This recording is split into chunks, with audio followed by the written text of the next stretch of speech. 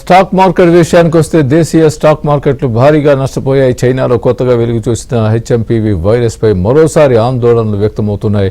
మొన్నటి వరకు చైనాకే పరిమితమైన కేసులు భారత్లోనూ నమోదయ్యాయి. వైరస్ వ్యాప్తి నేపథ్యంలో దేశీయ స్టాక్ మార్కెట్లు ఒక్కసారిగా కుదేలయ్యాయి. మదుపరులు అప్రమత్తంగా వ్యవహరించడంతో మార్కెట్లు భారీగా నష్టాలను చవిచూశాయి.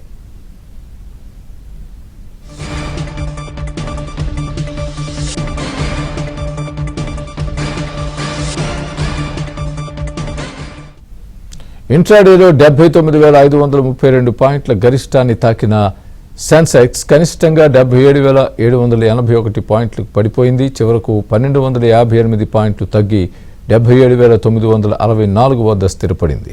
నిఫ్టీ 388 పాయింట్లు తగ్గి 23,616 వద్ద ముగిసింది. నిఫ్టీలో అత్యధికంగా నష్టపోయిన వాటిలో Tata steel, Trent, coal India, NTPC, BPCL ఉన్నాయి.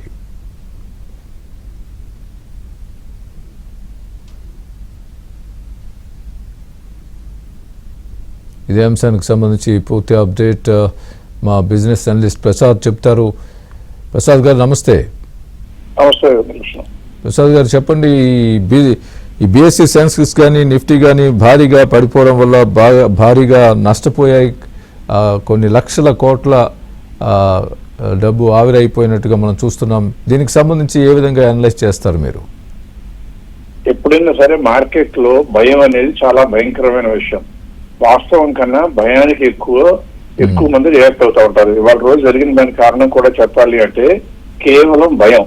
2 కేసులు కర్ణాటకలో వచ్చినాయి అనగానే మొత్తం ప్రపంచం అంతా ఆగిపోతుంది అన్నట్టుగా రావడం, పైగా 4-5 ఏళ్ల క్రితం వచ్చిన కోవిడ్ ఇంకా యాక్టివ్ గా మన మైండ్స్ లో ఉండటంతో ఆ ఎక్స్టెంట్ ఆఫ్ డ్యామేజ్ జరుగుతుందేమో అనుకుంటున్నారు. కానీ ఒక్కసారి కనుక నింపాదిగా ఆలోచించి చూస్తే అప్పుడు అంటే కోవిడ్ వచ్చే టైంలో చూస్తే కనుక దాదాపుగా 1.5 years క్రితం నుంచి 2019 నుంచి 2020 వరకు మార్కెట్ దాదాపుగా సైడ్ వేస్ లో నిశ్చలంగా నడుస్తూ ఉన్న టైంలో ఆ ఉత్పాతం రావటం, అది కూడా దశాబ్దానికి కాదు దాదాపుగా శతాబ్దానికి ఒకసారి వచ్చేటువంటి ఇన్సిడెంట్ రావడంతో పడిపోయిన మాట వాస్తవం.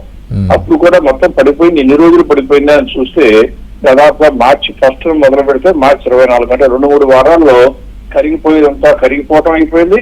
ఆ తర్వాత కోవిడ్ ఏం ఆగలేదు. కోవిడ్ ఇంకా తర్వాత 2 సంవత్సరాలు మనకు నానా ఇబ్బందులు పెట్టింది. కానీ మార్కెట్ మాత్రం ఎవరు ఆపటానికి వీళ్ళినట్టుగా పెరుగుతూ వెళ్ళిపోయింది. కాబట్టి అదే దృష్టాంతాన్ని మనం గుర్తుపెట్టుకున్నా భయపడకూడదు, లేదా దానికి ముందు జరిగిందో తర్వాత పెరిగింది చూసినా భయపడకూడదు. ఇవాళ జరిగింది ఏంటంటే చిన్న ఇన్వెస్టర్లు అప్పు తీసుకుని కొనుక్కుంటున్న వాళ్ళు, ఎందుకంటే ఎక్కువ మంది బ్రోకర్లు అప్పులు ఇచ్చి కొనిపించడంతో వాళ్ళ బ్రోకరేజ్ కోసం వాళ్ళకి అప్పులు ఇవ్వడంతో ఎక్కువగా లెవరేజ్ చేసుకున్నారు. అలా కొన్న వాళ్ళు ఏం చేయాలో తెలియక అమ్మాలి అంటే డబ్బులకు మార్జిన్స్ కట్టలేక వెంటనే బ్రోకర్లే అమ్మేస్తారు. అందువల్ల ఇవాళ జరిగింది ఏంటంటే తగ్గిన షేర్లు తగ్గిన మాట వాస్తవమే. కానీ అందులో కనుక వాల్యూమ్స్ చూస్తే వాల్యూమ్స్ తక్కువగా ఉన్నాయి. అంటే మనకి ఏమర్థం కావాలి, ఎవరైతే నర్వస్ గా మైండ్ లో షేక్ అయిపోయారో వాళ్ళేమో ఏ రేటు కన్నా తప్పక అమ్ముకోవటం, లేక అప్పు తీసుకున్న వాడి షేర్లు బలవంతంగా అమ్మబడటం, ఇటువంటిది మాక్సిమం ఒక 1 వారం రోజుల కన్నా ఎక్కువ ఉండే అవకాశం ఉండదు.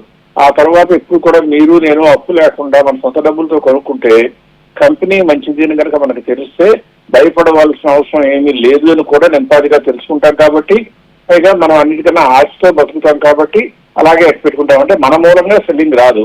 ఎప్పుడైతే సెల్లింగ్ ప్రెషర్ ఆగుతుందో మార్కెట్ లో నిలకడ వస్తుంది. నిలకడ వచ్చిన తర్వాత ఎంత తగ్గు వచ్చినాక కొనుక్కోకుండా ఉంటే ఎలాగైనా డబ్బులు ఉండాలి, మళ్ళీ డబ్బులు తీసుకొచ్చి పోస్తారు.